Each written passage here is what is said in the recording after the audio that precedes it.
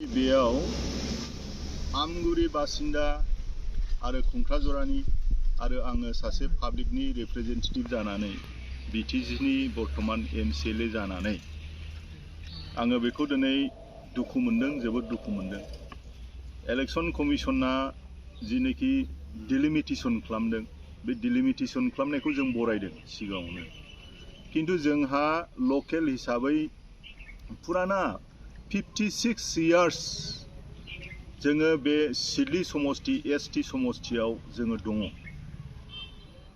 किन्तु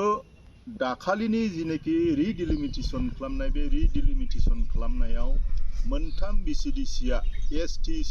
31 नं सिडलीनिफ्राय मोनथाम BCDCआ बिजनी जेनेरेलाव थांदोंमोन। दा बेखौ जोङो दाखालि 20 तारिखआव हियारिं जोङो हैदों, रिप्रेजेन्टेटिशन जोङो हैदों। बेयाव जोङो मोनसे कमिटि बानायदों जे डिलिमिटेशननि मोनसे जोङो बेवहाय डिमान्ड कमिटि, लकेल कमिटि जोङो मोनसे बानायदों मोनथाम BCDCजों। बिसोरबो थांदों, प्रेसिडेन्ट सेक्रेटारि आरो आं गावनो निजे आङो दिल्लीयावबो इलेक्शन कमिशननो होदों, आङो आसामाव इलेक्शन कमिशननो होदों, बेनिफ्राय बेयावबो DC आवबो होनाय जादों। बेनिफ्राय जोङो हियारिंआव थांदों। हियारिंआव मोजां खोथाखौनो जों बुंदों जे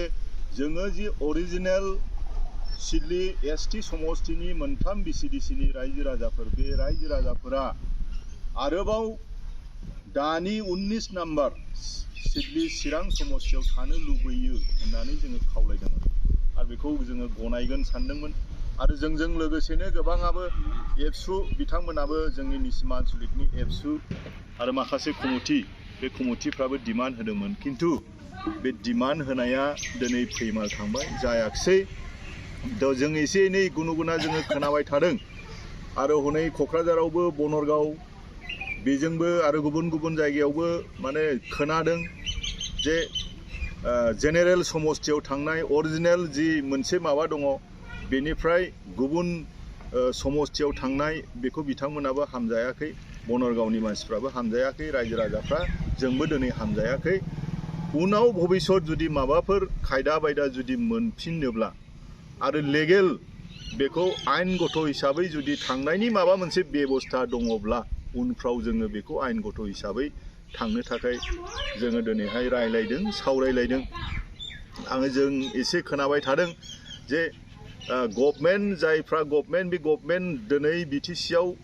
सालायबाय थादों, बे बिथांमोनाव एसे एनै इलेक्शन कमिशना सिगाङावनो फेब्रुवारि मार्चआव फैनानै एसे एनै खबर लाफैदों, सोंदों होननायखौ जोङो खोनादों। बेनिबो जोंहा प्रुफ दङ जे जोङो डिस्ट्रिक्ट इलेक्शन अफिसाव थांनाय समाव बिथांमोना बुंदों जे बै समावनो बिदि समाव फेब्रुवारि मार्च समावनो फैदोंमोन, खोथा हरनाय जादों, नोंथांमोना मोनथियाखै नामा होनना बुंनायाव जोंहा मोनसे डाउट। बेनिफ्राय दाखालि सिगाङाव जि डिलिमिटेशनाव जि मोनसे खसरा प्रस्तुतनि जिनेखि हियारिंनि सिगां जि ओंखारदोंमोन, बेवहाय माखासे गामियाल' थानानै माखासेया थांजोबनायाव बेवहायबो मोनसे जोंहा एसे सोरबा दं नामा, आखाइ दं नामा, निचिमायावबो एसे ब्रिफिं होग्रा, बानायनायाव एसे ब्रिफिं होग्रा दङ नामा होननानै एसे सरसा जालायलायबाय थादों। किन्तु जेबो जोङो फोरमान मोनाखै, बिदि सरसाया जाबाय थादों। दा भबिष्यत जुदि बिदि जायोब्ला भबिष्यत BTCयावबो माने पुनर मोनसे बेबायदि मोनसे समस्ति बानायनायनि जुदि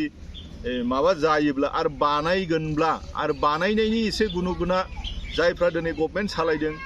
बिसोरो एसे एसे रायलायबाय थादों, नैबेखौ ओरै खालामनोसै, ओरै माबा खालामनोसै होननायनि जोङो एसे एनै बिथांमोननिफ्रायनो जोङो खोनाबाय थादों। जुदि बिदि जायोब्ला बै समाव जुदि दानि बायदि गोसो गैयिखौ, जेयाव जोङो अरिजिनेल बे सिडली समस्तिनि बे अरिजिनेल मानसिफोरखौ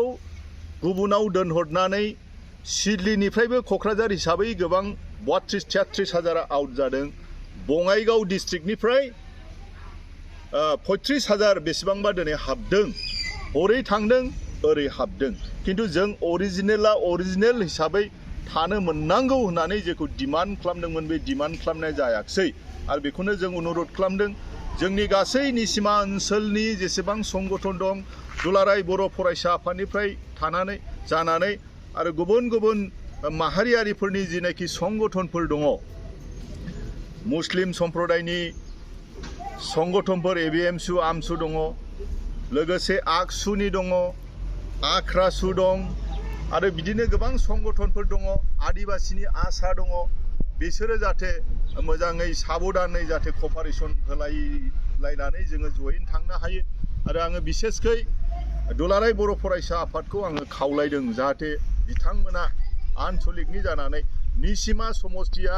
निसिमा 16 नाम्बार निसिमा समस्ति हिसाबैनो भबिष्यतआव थाबाय थानांगौ होननानै माने जोङो बिथांमोनखौबो खावलायदों आरो बिथांमोनाबो जाहाथे एलार्ट जानानै थायो जाहाथे सोरबाया बिटिसि समस्ति बानायनायाव जाहाथे बानायखोमानायाव जाहाथे जोंनि बे निसिमा समस्तिया धंस जाया आरोबाव आं खावलायबावदों दानि प्रेजेन्ट जिनोखि गभर्नमेन्ट सालायबाय थानाय UPPL पार्टी बिथांमोनखौबो आङो खावलायदों जाहाथे बेवहाय खुनु पार्टीनि माबा मोनसे फिलिं लायालासिनो जोंनि बिथाया थिग थाग्रोनांगोन बिथा गैयाब्ला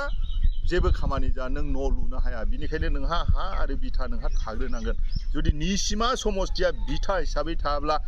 जोङो आन्दलन खालामनायाव जेखौ जोङो बिटिसि मोन्दों जेखौ जोङो बिटिआर मोन्दों बे आन्दलन खालामनायाव जोंहा बे निसिमानि रायजो राजाफोरहा गोबां प्रभाब दं गोबां जोङो शहीद जादों गोबां जोंनि मानसिफ्रा बेवहाय जिखि जाथियानो जाया मानो गोबां जोङो खस्थ' मोन्दों बे खस्थ' मोनसेयावबो जुदि जोङो बिदि नालाय सिलाय जुदि खालामजायोब्ला बे मोजां जानाय नङा आङो खावलायदों जोंनि जायगाया धंस जागोन समस्ति हिसाबै जुदि बिदि जायोब्ला खुनु भबिष्यत जोंनि फिसा फिसौफोरनि थाखाय जोंहा अन्धकार जागोन बेनिखायनो जि थांखिनि थाखाय गोदोनिफ्रायनो निसिमानि रायजो राजाफ्रा दिनै आन्दलन मुखि जादोंमोन आन्दलन खालामनानै बेखिनिखौ मोन्दों आरो बेखिनियावबो सोरबाया हरै माबा मोनसे बानायनो गावनि पार्सनेल इन्टारेस्टनि थाखाय सोरबाया जुदि माबा मोनसे सिङाव जुदि सानखोमानानै थादोंब्ला बे निसिमानि रायजो राजाफ्रा बेखौ मानिनो नाङा आरो दिनै आङो भबिष्यत बानि होबाय जोंनि निसिमानि रायजो राजाफोरखौ बै समाव दुलाराय बर' फरायसा आफादनि आङो प्रेसिडेन्टमोन बे समाव बे समस्तिखौ जोङो ज'यैनो जोङो बानायनाय जादों आरो दासिमावबो दं पार्टियाव जायखि पार्टिया देरहालाङा मानो जायखि पार्टिया गभर्नमेन्ट बानाया मानो किन्तु जोंनि जायगाया निसिमाया 16 नाम्बार बे 16 नाम्बार निसिमा हिसाबै थानांगौ होननानै दिनैनि बे निउसनि गेजेरजों आङो गासैबो जोंनि निसिमानि आइ आफा बिमा बिफा बिदा फंबाय दादा भाइ बयखौबो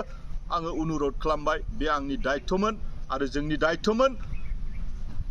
बेखौ आङो माने बयखौबो एलार्ट जानानै थानो खुनु पार्टिखौ माबा मोनसे सानालासिनो लायालासिनो भबिष्यत बे निसिमा ओनसोलखौ गोजोर खालामनो उन्नति खालामनो थाखाय आङो बयखौबो खावलायहरनानै आंनि जिनाखि खावलायनाय बेखौ खावलायनायखौ एसेयावनो दोनबाय गोजोन्थों